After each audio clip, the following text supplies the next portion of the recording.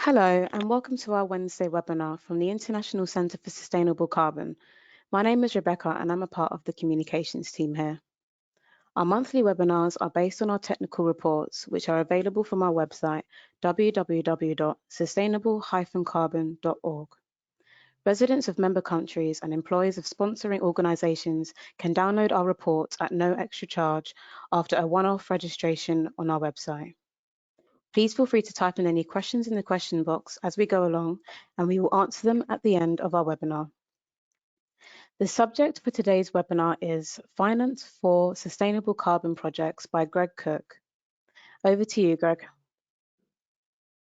Thanks for that introduction, Rebecca. So good morning, good afternoon, good evening, depending on your time zones. And I don't know if we have any Americans on the call, but if we do, happy 4th of July. So as Rebecca mentioned, the title of the presentation is Finance for Sustainable Carbon Projects. And this is a presentation based on the report that Carbon Counts has just completed for the ICSC.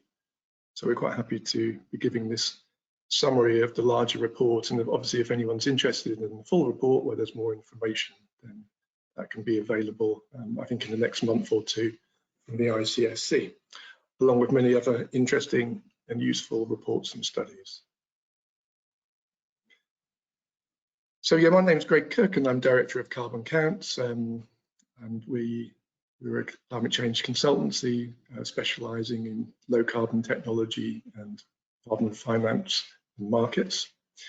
The presentation outline is as follows. So to begin with, just some basic context, I think, for the study, which is mainly around how the role of coal has perhaps changed in the last 5-10 years or so, and maybe just picking up on some of the really big key announcements politically, mainly at the international level, also regionally, around financing for coal projects. Then have a few slides on some of the numbers, I guess, and sort of hard information around coal and how it's fitting in within the global energy mix, and what that means, I think, for the outlook for coal, on top of the policy announcements, to try and give an overall impression of the market outlook for coal. Then we're going to move on to looking at the finance needs for sustainable carbon. So just to be clear, what we mean by sustainable carbon in this project is deep mitigation technologies applied to coal-fired power generation. So rather than looking at ultra supercritical boilers and various efficiency improvements, we're focused mainly on carbon capture and storage, and also co-firing of biomass with coal. And then the bulk of the study is actually looking at particular sources of finance and whether and how these can be applied to sustainable carbon. So we'll be looking briefly at 3 of the key areas, the first one being development finance, and then the second one being a particularly interesting, I think, area of emerging finance for climate mitigation, which is bonds. So lots of different terms are used here, but what we usually refer to as climate, green, and more recently transition bonds. So these are different bond products that can be used to finance very large investments into mitigation technologies. And then the last area, and potentially the most significant one, particularly over the next 10 years or so, are the carbon markets. So these include the voluntary carbon markets, but also compliance and increasingly international compliance markets. And then finally, we'll just end with a few key findings and takeaways from the study. And as Rebecca mentioned, very happy to take questions at the end and to go through those at the end of the presentation. I should also note that if anyone wanted to follow up with any further comments or discussion points, then I'm very happy to do that via email, and you'll find my email at the end of the presentation. Okay, so first, just to introduce the study and the objectives of the work. So the framing policy for the study is really the climate finance framework, which is fully embedded now within the UN climate policy broader framework and architecture. So there's 2 elements to that. There's obviously the Paris Agreement to the UNFCCC itself. So this is actually involving a key goal, which is to make finance flows consistent with a pathway towards low GHG greenhouse gas emissions, but also importantly that that pathway should be aligned with just development. So that's the first element. The second one is more recent, which is the 2021 Glasgow Climate Pact. So this is a pact which aims to mobilize a finance framework, and it looks to significantly increase support for developing countries beyond the previous year, 2020's target of $100 billion per year for climate finance. So that's really sort of where it begins, if you like, in the last 5 or 6 years. I think clearly there's general agreement that finance is needed for mitigation and adaptation, I should mention, and that it needs to increase significantly. But I think what we see is that there's less agreement around what should be financed. So if we look at the views on the eligibility of climate and green investments, in other words, what is actually eligible for climate financing, this can vary quite significantly between country and also between organisation. And not surprisingly, what we're finding in the study is that that often reflects different countries' use of coal and other fossil fuels, and the degree to which they continue to rely on them for their energy security. But also there's quite a lot of debate still ongoing around finance for fossil fuels and key mitigation options like CCS, and in particular whether they should be seen as being eligible for climate finance. So in that context, the aim of the study was to, first of all, look at what the availability of different areas of climate finance might be presently for mitigation into coal.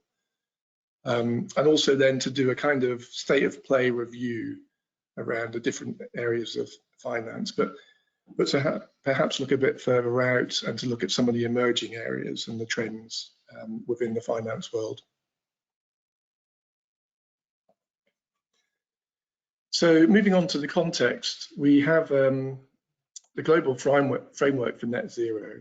There's several elements to this, but beginning with the Paris Agreement, this is actually what's providing the overall framework for the pathway. So there's two elements. One is that there's a goal to limit global temperature increases. And so what this implies is significant reductions in fossil fuel accumulation in the atmosphere. And of course, there's two elements to that. One is actually reduction of emissions themselves, or the avoidance of the emissions creations.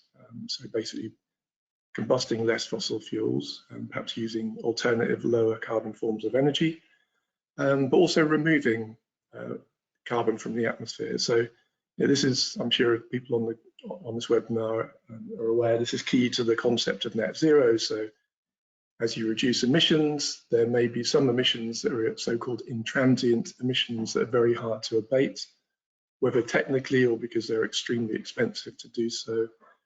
And those particular emissions could be offset by removals. And putting them together, of course, you get net zero.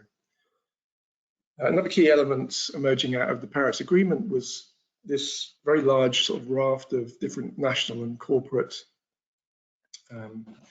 declarations to limit the development of new fossil fuel projects and to expand renewables. So we see with the NDCs a whole range of strategies being described to transition out of fossil fuels into lower carbon energies. At the same time, we are seeing a whole series of announcements really around how we could better define net zero. You know, what does net zero mean? What would be the different pathways and rules and approaches and methodological ways of determining net zero? So I guess the most obvious one of those is the Science Based Targets Initiative, but that's just one of many. And then quite strikingly, I think just in the last few years, we've even seen major oil and gas companies and even fossil fuel exporting countries adopting net zero targets. So most of the big multinationals now have some form of net zero target, and many of the OPEC countries, of course, have net zero targets. The challenge, of course, is going to be to turn those into real policies and see to what extent they can actually be converted into action. But it's fair to say that there's a whole range of issues that need to be bottomed out, I think, for developing what might be called feasible net zero strategies. So a number of countries and organizations have net zero targets, but turning those into strategies which are going to be politically acceptable and also meet other energy and development goals, it's going to be obviously quite difficult. So much of the debate is focusing around how you turn the rhetoric into actual action.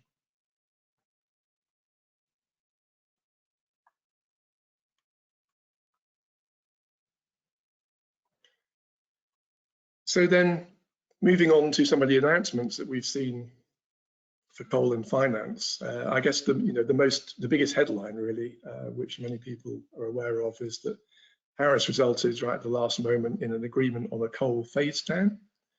So that was as a result of intervention by China and India, which changed the language from a phase out to a phase down. And there's references to removals of progressive removals of fossil fuel subsidies and some other elements. But in some ways, more importantly, I think, is the more recent announcement around leading up to Glasgow in 2021 of the Glasgow Financial Alliance for Net Zero, or GFANZ. So GFANZ is a global coalition of over 500 financial institutions that are committed to accelerating the transition to a net zero global economy. So these include banks, insurance companies, pension funds, insurers, a whole range of different financial institutions. And they've been very active. And what you'll find is that they're actually covering almost 50% of total lending between the members globally. So here you can just see, for example, I think it's 12 or 15 of the largest commercial banks in the world by total loans made over a period of 2 years. And most of them are GFANZ members, notable exception of Bank of China and US Bancorp. So mainly OECD countries, and we'll come back to that point later, but very significant because this is really setting the framework for lending, not only across coal, but across a whole bunch of different areas of technology and energy infrastructure. And the last year actually saw GFANZ issue a whole range of different guidance documents. So for example, there's the Financial Institution Net Zero Transition Plans, the Managed Phase Out of High Emitting Assets, and also a whole bunch of metrics to evaluate how to align financial portfolios with net zero objectives. And they're very active, and most of the banks are, I wouldn't say it's really lip service, they're actually moving into looking at the GFANZ guidance and reporting on it within annual CSR reports, and it's really shifting the needle, if you like, at the compass in this area. And when it comes to looking at, in particular on thermal coal policies, the financial institutions are responding with a whole bunch of different approaches. So these include scope of their lending, introducing different conditions and exclusions and timelines. So there's a real mix of responses. They're not fully aligned, but there's a clear movement towards having a policy on thermal coal.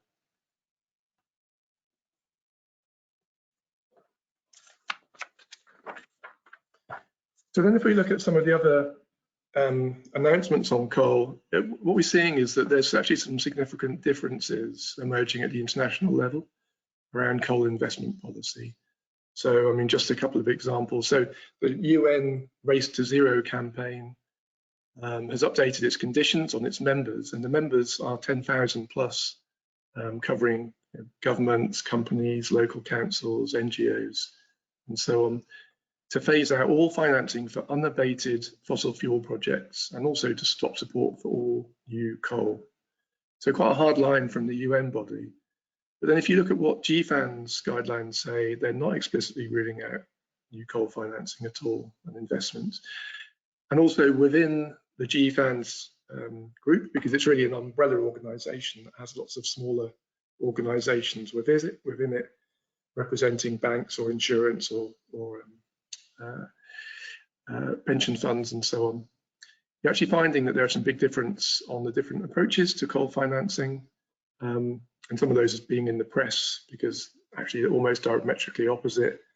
I think Mike Carney, for example, has said something extremely different from the Bloombergs around coal, mainly around the timing and the feasibility of removing investments in coal, whether that should be something that's near term or whether it's something that should be done as a more gradual, feasible approach to reach net zero.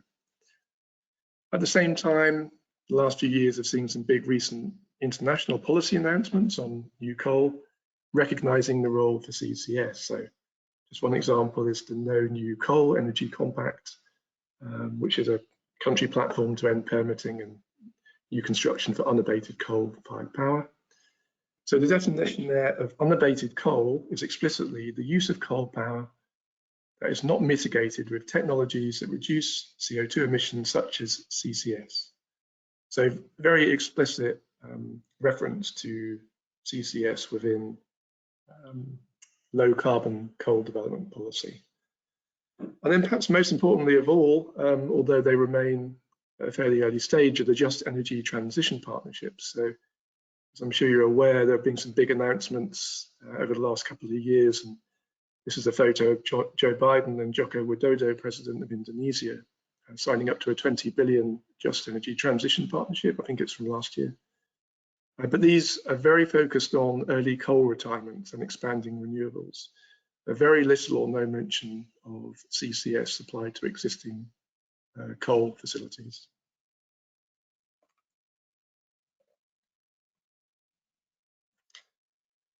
So just to round out the context, I think what we're seeing is a very uncertain outlook for coal finance. And on top of some of those international announcements on coal, we see some regional developments that are quite important. So as we know, Japan and South Korea had already pledged, I believe 2 years ago, to end their foreign coal investments. And recently China has joined Japan and South Korea in that respect. Now this is really significant, of course, particularly for regional power development, particularly in developing countries, because what we see now is that there's up to 44 gigawatts of new capacity in Africa, Asia, and Latin America. Those plans being put on hold or cancelled, and obviously they're seeking alternative funding. And it's very unclear whether there's going to be any alternative funding with China pulling out of its foreign investments. Also last year saw some setbacks to European and US coal phase out plans. Of course, we know the results of Russia invasion of Ukraine meant that there was an uptick, if you like, in coal plant use and coal use, and some of the shuttered coal plants, particularly in Germany and East Europe, came out and were meeting the gap, the shortfall caused by the lack of gas supply. And also some issues last year in the US with electricity reliability concerns, which resulted in some of the aging coal-fired assets being kept on for beyond their planned shuttering periods. And then I guess, another trend that we've seen over the last 5 or 6 years in particular, but obviously it goes further back than that, are grassroots action and pressure groups keeping up the pressure on coal. And the last couple of years have seen, for example, protests over some of the RWE new coal mine projects in Germany, most famously resulting in Greta Thunberg being temporarily detained, apparently not arrested, just detained. And so all of these things put together with the international announcements mean that there's been a growing number of lenders and insurers announcing policies on coal, including on coal and CCS. And it's just a sort of a snapshot of a few of them. So for example, Bank of America here, you can see that they're saying that they are not going to be investing in any new coal facilities unless they're employing technologies that focus on the complete or near elimination of atmospheric emissions such as CCS, and that's really the only technology that coal can undertake in that regard. And also Mitsubishi Financial Group mentioning CCS, but also mixed combustion, which is co-firing. So again, all these different, I guess, strands of policy development at the international, regional and national level making their way into what the financiers are saying about coal and the role of CCS within it. So just to bring back some, to come back to some hard data, I guess, so we can look at the actual numbers. I think it's useful to do that on top of some of the policy announcements. And here's some data I pulled together from the latest BP statistical review. And what you can see on the left is world coal generation from 2000 to 2021. And yeah, no surprises that what we see there is an increase in coal over the last 2 decades, which is being driven primarily by China, but also emerging Asia, India and other Asia Pacific, which has actually resulted in more than a threefold increase in coal-fired power generation over that period. But of course, global coal generation hasn't accelerated at the same rate as China and India, because what we see at the same time is a steady decline in coal generation in the rest of the world, most particularly within the US and Europe. So that's partly as a response of aging coal-fired fleets, reaching their end of life, but also in response directly to climate change policy commitments, and of course, more broadly, some other energy market developments, such as the affordability of gas in the US and reducing costs in renewable electricity generation and other factors. But I think on the right-hand side, it's even more stark. You can see then that this really is I guess, a kind of a regional divergence when we look at the outlook for coal. Because back in 2000s, non-OECD and OECD coal use within the electricity mix was around 40%. And what we can see now in 2021 from the data is that that's wildly different now between the regions. So we now have an average in the OECD world of around 20% of the electricity mix from coal, whereas in the non-OECD emerging countries, it's actually risen slightly to around 45%. So again, yeah, very, very different picture if we look at the different regions around coal. So I think we can, we can conclude at a very high level from that coal remains extremely important to the energy mix of many economies worldwide, not exclusively emerging countries, but mainly so. And what we can see here on the left-hand side is some recent data pulled together from Global Energy Monitor based on known planned projects to expand coal-fired capacity worldwide. And what you can see here is that China is actually accounting for almost 3/4 of all estimated global planned coal capacity. Now, a number of these projects may not go ahead, and also the data may not be picking up on some projects which are likely to go ahead. So not extremely accurate, but I think it gives us a good sense that there's very much a clear outlook of coal-fired expansion in parts of the world with a very strong focus on China. It would probably be a subject of another webinar to go through all the reasons for that in China, but we know that there's been a renewed policy focus on domestic stimulus for the economy, and the coal-fired sector is something that China tends to turn to when they're looking in that way. And also following the Russian invasion of Ukraine and the upset in the global markets, there's a renewed focus in Beijing around energy security and domestic sources of fuel for energy expansion. So we see that in China also that a lot of this financing for the expansion is state-owned commercial banks, mainly coming from the big four Chinese policy banks. And the important point here is that none of those are GFANZ members. So they're not signed up to those various announcements and policy commitments around reducing coal.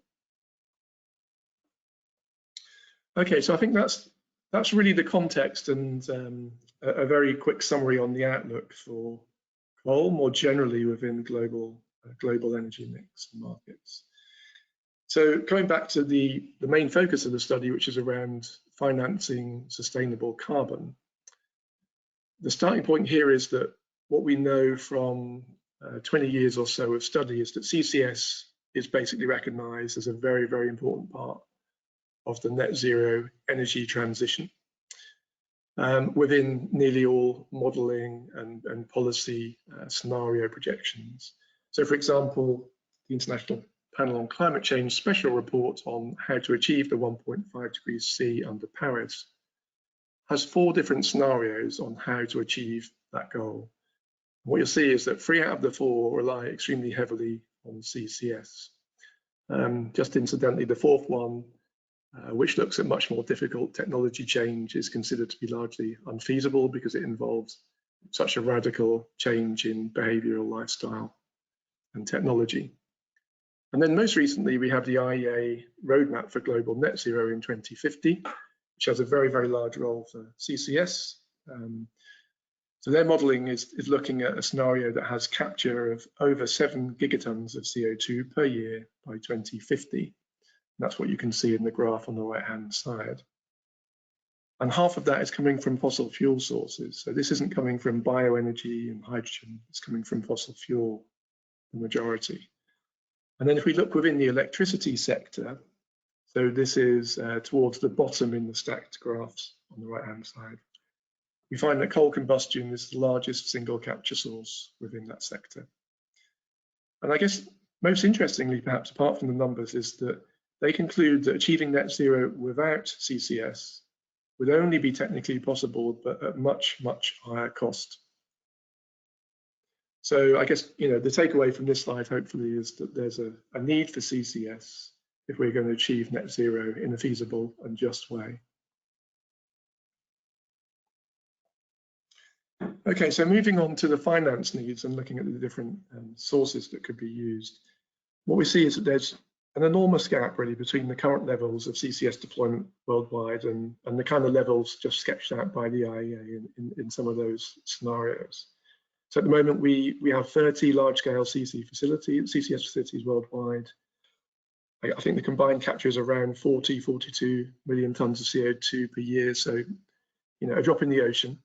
And actually, only one of those is a large-scale coal power CCS project, and that's around 1 gigawatt compared to 222 gigawatts, which is needed under the IEA scenario.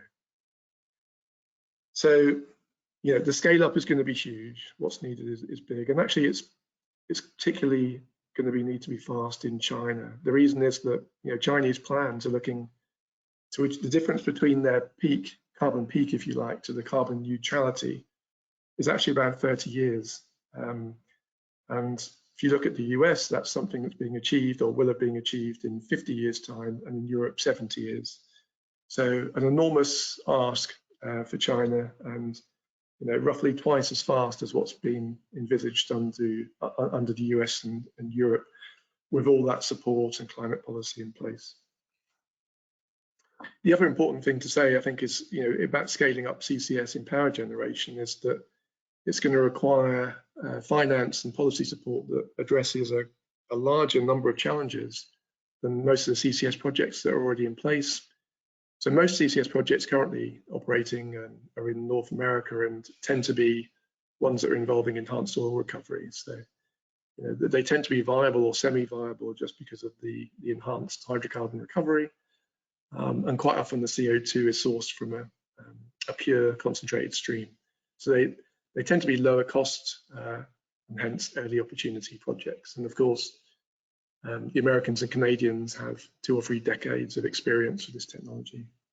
Whereas CCS applied in power generation across a different range of settings comes with much more cost, risk, and challenges.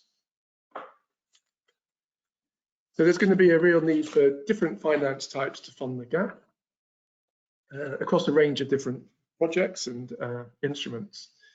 So just to sort of look at the 3 different, I guess, types of finance that we're all familiar with, we have debt. So this is loans that can be made at the project level, but also at the corporate level. And debt can come in different forms, different instrument types, and also includes bonds. So we mentioned green and climate bonds earlier.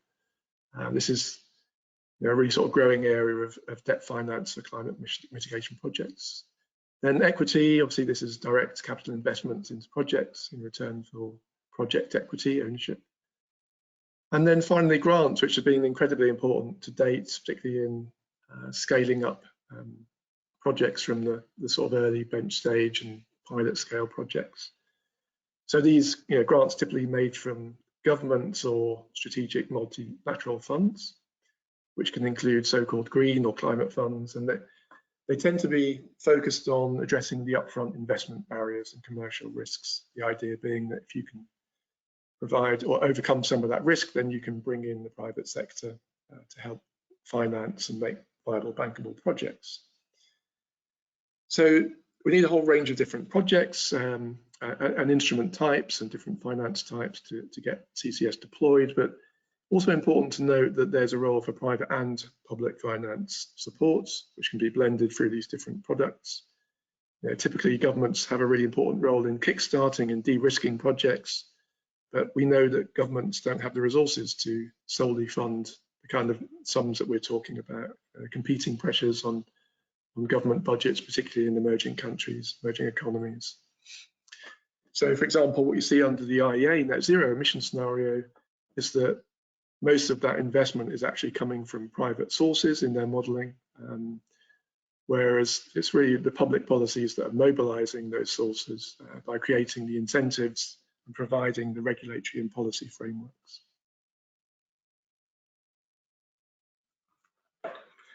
So this slide is really just trying to give you a very brief snapshot of climate finance globally, which is very complex and flows from a whole bunch of different sources using different instrument types and across different sectors. And some of it isn't necessarily just limited to particular countries, but becomes regional or international. But based on climate policy initiative data, this is just an attempt to sort of give you a quick overview. So the total amount of funding for climate finance in 2020 was estimated at just over 650 billion. So we're talking about an extremely large sum, clearly. Roughly equal mix between public and private sources, but covering all sorts of different types of source there, from national DFIs, multinational, bilaterals, and then on the private side, some of it's coming from commercial banks, but also some of it's being funded from companies themselves on balance sheet. A smaller amount coming from NGOs and households and individuals and so on. In terms of the actual types of finance instruments, we see that there's a mix of corporate and project level finance, but most of it being debt-based. And then most of it's still going to mitigation as opposed to adaptation measures. So very much focused still on reducing emissions, but overwhelmingly to renewable energy and clean energy transport. And to a lesser extent, energy efficiency. And then finally, if we look at where the money is going to, it's really dominated mainly by Europe, the US and Asia Pacific, and within Asia Pacific, predominantly China. So those regions really accounting for almost all of climate finance flows at the moment. And then lastly, it's very important to state actually that the types of finance, the models, vary quite significantly by region. You can see that on this graph here on the right-hand side, which shows that we look at where climate's financed from across different world regions is extremely diverse again, just like it was in the case of the coal use. So we look at the developing countries and regions such as Africa, South Asia, and East Asia Pacific, and even actually East Asia. Most financing is coming from public sources.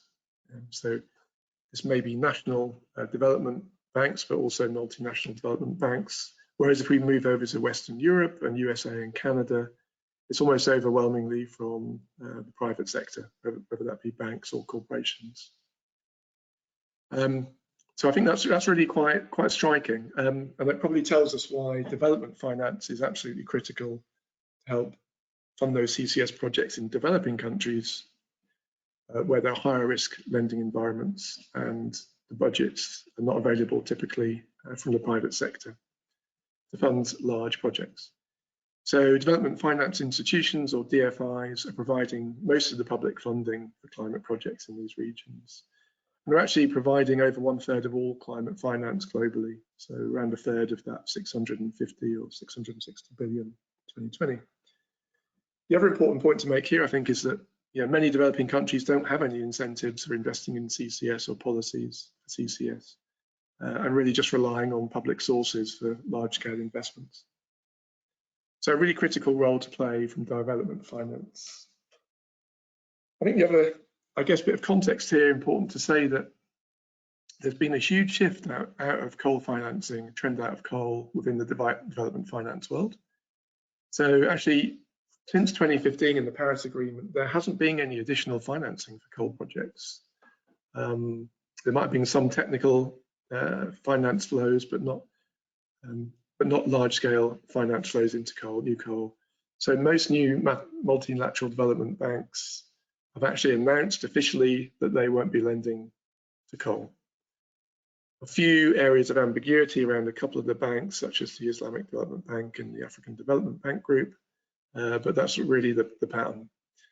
There have been some issues around some of the MDBs being accused of indirectly lending to coal projects through subsidiaries and so on. And there's a few grey areas around the eligibility of what constitutes new coal finance. But that's clearly the direction of travel. Just to quickly note that we're thinking about coal and CCS eligibility within development finance. We have the MDB IDFC common principles for climate mitigation finance tracking. So these are the rules that the banks have signed up to as a kind of set of agreed guidelines, and they determine which projects and activities are eligible for finance. And actually, if you look at very low carbon electricity activities, which is one of the areas that's considered eligible, it specifically states that these include fossil fuel generation with carbon capture and storage or utilization. And also, if you look at the energy sector guidance, activity 8 is on carbon capture, and it explicitly refers to financing for CO2 capture for permanent storage or utilization being eligible, subject to meeting the transport and storage criteria. And some of those criteria involve not having EOR, for example. So that, very, very clear that sustainable carbon is eligible for development finance. So the framework's there to provide or channel finance towards CCS activities. But then if we look at actually what is eligible and what finance has been going into coal CCS projects, it's a slightly different picture.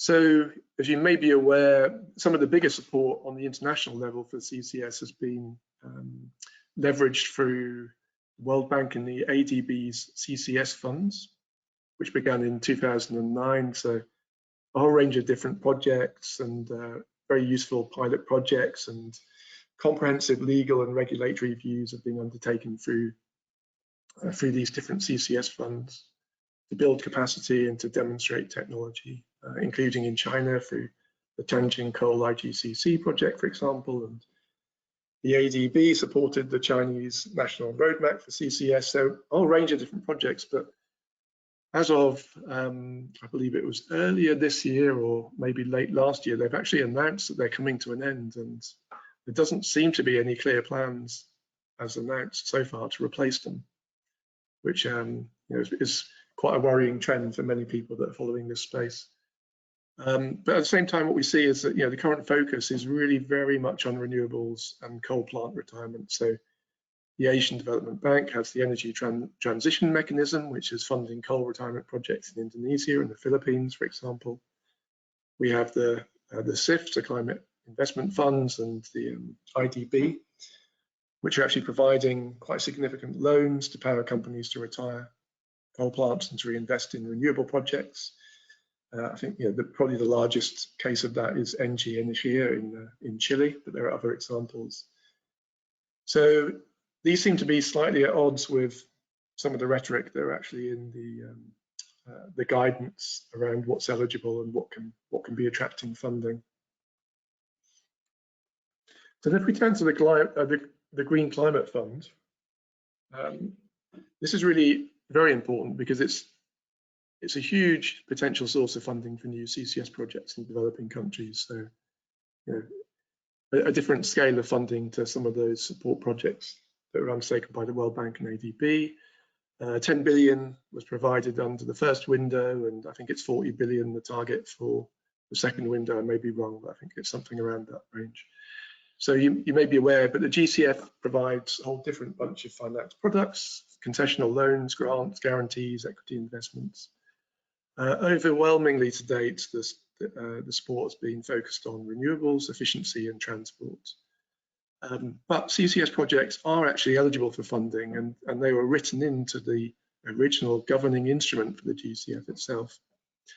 Unfortunately, there's real mixed messages for whether CCS, however, should be funded in practice under the new window. So, you know, there's a sectoral guide, for example, which notes that countries should phase down coal use, but actually only refers to CCS in passing in one line, and that's only bioenergy CCS. So although it's not explicitly ruling out CCS, it's very, very clear in its view. And then the synthesis report, which was recently published, which is basically all the GCF members, the countries, reflecting on what they think the priorities should be for the next funding window. It's got mixed messages because it says that CCS, it recognises that CCS is included in many of the NDCs and actually 80% of countries' long-term strategies.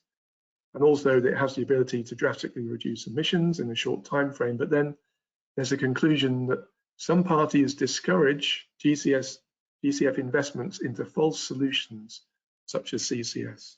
So that's very, very strong wording indeed, which seems to go against the original plan for CCS being funded through the GCF. China is so important to this story that I needed to include a quick slide on China development and development finance within the country. So, you know, the last few years have seen some real progress, I would say, with deploying large-scale CCS projects in China, moving away from just pilot phase projects. But there's general agreement that there's a real lack of strong enabling policy framework which is being put in place in other countries, which is really not just not providing enough clear financial incentives to investors within China to actually go ahead with some of these projects. So it's acting as a barrier to wider deployment, going beyond just a small handful of projects. So, you know, there was a 2021 carbon emission reduction facility announcement, the SURF.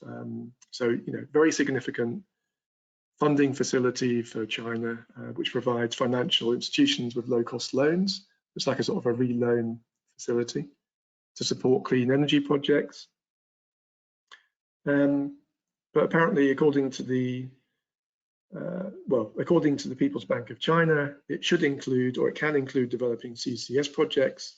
Actually, if you look at the lending rates and the incentives, they're very, very unlikely to drive any uptake in CCS given the extra costs. And the recent survey shows that nearly all of the SURF lending has gone to low-cost renewable energy, over 95% to date. So it's questionable as to whether they can fund CCS.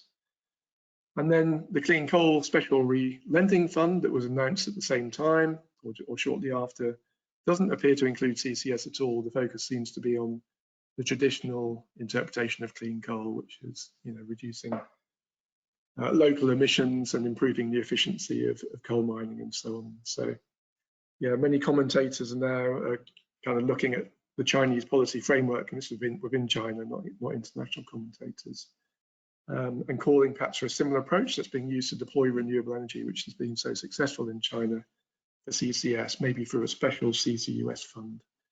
So I would say watch this space in that respect. And then we have green bonds, a very new form of climate finance. Green bonds are basically a particular type of debt that's used to fund climate and green activities, use of proceeds. So these are basically guaranteeing that the funding goes to particular activities that are deemed to be climate friendly, green. So which ones are eligible? Well, in the EU, you have this taxonomy for sustainable activities. That's going to be used as basically the basis for the EU Green Bond Standard. So yeah, a lot of jargon here, but basically what it comes down to is that this taxonomy, green taxonomy, is going to be required for the green bonds in the EU. So it actually does recognise CCS, but the threshold of 100 grams CO2 per kilowatt hour on a life cycle basis is likely to be excluding coal CCS, not necessarily gas CCS, but a bit more complicated than that because there's a whole bunch of other criteria involved, but it seems to be excluding coal. But then in China, the Green Bond Endorsed Projects Catalogue, which is emerging as the main source or taxonomy for green bonds, actually does recognise CCS applied to fossil energy. And also just to mention, we've seen a real recent growth in corporate green bonds. So not only just at the international and national level, regional level. So several of these actually do recognise fossil CCS and retrofits and co-firing and so on, including Mitsubishi, NG and JERA in Japan. And the right-hand graph is just showing you, why people are really quite interested in this area of finance, because it's growing really quite fast, and the numbers, as you can see, are quite significant. So just to round out on the green bonds, it's becoming a really major and fast-growing source of debt finance, particularly in Southeast Asia. And what we can see is that sustainable carbon is potentially applicable within several of those. In Japan, they're focusing on biomass co-firing, but also potentially CCS, with real trends towards using so-called transition bonds. Other countries include the UK that are financing CCS through their sovereign green and transition bonds. But it's just a note of caution here is that worryingly, some investors are actually pulling out of some of those areas of funding. For example, Netherlands, Triodos, the investment firm, actually pulled out of the UK sovereign green bonds program because the UK was using some of that to invest in CCS. So there's a very much a case to be made for why that shouldn't be the case and why CCS should be part of the transition. So finally, just turning to carbon markets as a source of finance. We're talking about trading of carbon credits. I'm sure you'll be familiar with how that works, but basically carbon reduction or removal projects, which are used to generate carbon credits. So these can be through domestic compliance markets, for example, for emissions trading schemes or carbon taxes, or through voluntary carbon markets, and also international compliance markets, such as the airline CORSIA program and Article 6 trading under the Paris Agreement. So much too much complexity to go into and pick all those apart, but basically they all employ different eligibility rules and procedures, standards, methodologies, within which CCS may or may not be eligible. So a very quick kind of whirlwind tour around some of those globally. You look at domestic carbon markets. Well, CCS actually is incentivized under the EU ETS, not as carbon credits, but because there's a CCS directive in place. There's an incentive there to actually undertake CCS, but as you'll know, not much is going ahead in terms of the coal, and the focus is really much more focused on other sources of carbon capture in the EU, with Norway leading the way with its offshore oil and gas CCS projects. Coal CCS is actually eligible under the American Carbon Registry, but that only applies to North America. So it limits the applicability elsewhere. Most interestingly, China may be relaunching its certified emission reduction scheme later this year. There's talk of CCS being included within that, although no official announcements to my knowledge, but that could be something really important to watch. And then on the voluntary, in the voluntary space, we have the CCS initiative, which is currently under development. The current draft doesn't exclude coal, but we need to wait to see what the final draft says about coal in terms of the specifics. And then there's the GCC standard, which is in development, and it doesn't have a decision yet on coal, but it's broadly thought that it may do with some exclusion on new build coal. But yeah, a bit early to tell, but later this year we should know. And then finally, we have the CORSIA program, which is international carbon market pull for credits, which is being delayed due to COVID. And the way CORSIA works is it tends to just piggyback on existing standards, and it will be including the CCS initiative and the GCC most likely, and other protocols as well. So in some ways, what happens elsewhere in the world will determine what happens with CORSIA, but this could be a really important source because it will be a huge demand in terms of the overall volume and market size. And then finally, in the carbon markets, we have Article 6 of the Paris Agreement, which, as you may know, is basically a kind of foundation now for the international carbon markets by allowing parties to cooperate to achieve their nationally determined contributions. So that's the point, is to actually allow countries primarily to cooperate on achieving their mitigation goals, but also to establish an international carbon market through crediting. So very briefly, there's just two elements that are of interest under Article 6. The 6.2 is the voluntary cooperation between countries, and this is based around using internationally transferred mitigation outcomes.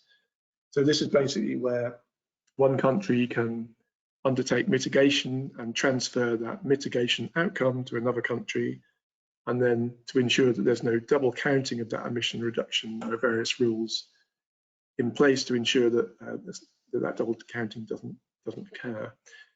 So in Article 6.4 is the part of Paris Agreement that establishes a new mechanism for project-based crediting. So it's basically the successor to the CDM, if you like, the Clean Development Mechanism that was developed under the Kyoto Protocol. So where can they or might they include CCS? I think if we begin on the right, it's a bit more straightforward. So because it's really a successor to the CDM, well, the procedure is that a lot of those project methodologies are going to be included by the Article 6 Supervisory Board. So basically there's a board there which is looking at different methodologies that we used under the CDM, and then either rubber stamping them with some small changes to be used for Article 6, or developing new methodologies where they might be needed. The point is that CCS actually does have recognition of some rules and procedures that were developed under the CDM years and under the Kyoto Protocol. And there's already two existing CDM methodologies that relate to CCS. So I think that's, that bodes well in terms of whether these projects could be supported under Article 6.4, and those will be developed over the next couple of years. And then on the left-hand side, we think about, it's a bit more broad stroke and probably a little bit less obvious than Article 6.4. This is where you see that there's an opportunity for, I think, new models of cooperation for CCS. So potentially actually a way of overcoming some of the challenges that we've seen and the reason that CCS hasn't been developed at scale to date. And again, we could have a whole new webinar just on this one subject, but I wanted just to sort of alert you to the fact that there are actually some proposals and various studies and initiatives now that are looking at how you might have international cooperation around CCS, which is, most of them are based around having quotas for carbon storage and then having trading of those storage units. So they operate kind of alongside and actually supporting other types of carbon reduction, but based just on the storage element. So lots of different ideas about how that could work under Article 6, but the simplest view, I guess, is to look at these as kind of CCS clubs of companies or countries that may have an interest in CCS, and those adopting storage quotas and cooperating between them to achieve those goals around those targets around storage. They're very much operating as part of the overall and aligned with the overall climate framework under Paris Agreement, not as a competitor to other types of technology. So there we go. I mean, I think that's that's a lot of information to take in one go, but hopefully there's a lot of food for thought there. I think if we just turn to some of the key conclusions, we can firstly say that there's a whole bunch of international policy developments now on coal and the energy mix and the just energy transition and net zero that are creating competing pressures, and perhaps we could say it's an uncertain and very mixed outlook for coal finance. Secondly, I think we can say that CCS is very widely recognised now as an important mitigation option within the just energy transition, but also that we look at what's going into CCS at the moment and what's being achieved. There's going to be a need for a step change, a real step change in finance to scale up the technology and achieve some of those goals that we saw in the IEA and the IPCC scenarios.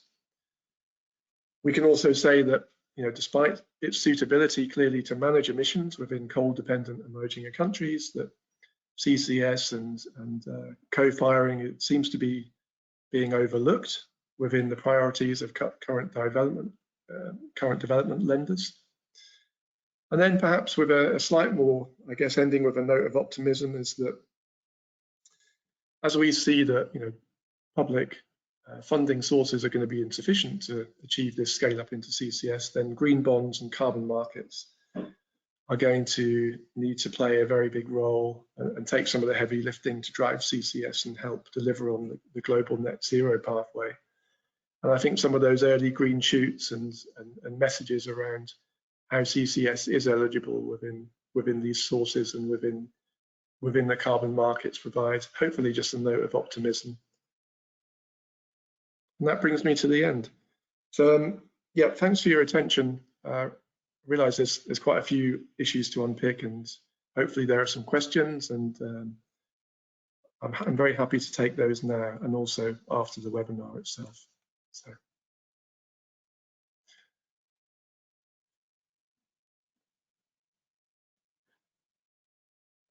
I can see a couple of questions that are already in here. Someone is asking not to lose the slides and that they would like to see the slides and discuss them internally within their company. Of course, that's not a problem. We can arrange that. There's another question here which asks, are green bonds issued by national governments? Is that improved credit and low interest rate?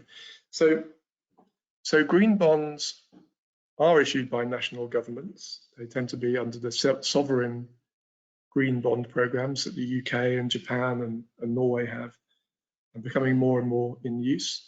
But they can also be issued by companies and different financial institutions, basically to raise any lending or finance for green or climate projects. So where government plays a particular role there is agreeing the rules around what is seen as green. So that's when I was referring to the EU taxonomy, for example, or the Chinese People's Bank of China taxonomy. They're setting the rules around what can be eligible for green bond programs. But yeah, the answer is that, of course, bonds can be a much more favourable way of raising finance because of the interest rates. It can be much lower than typical corporate finance because there's more demand for investors looking to finance green and climate projects as part of their strategies. Okay.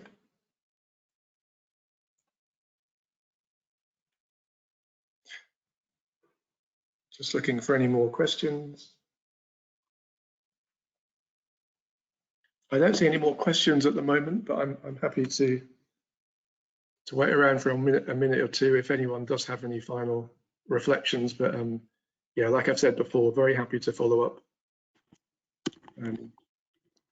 in person. You can email directly. You've probably seen it, but my email is here on the bottom right-hand side of the slides.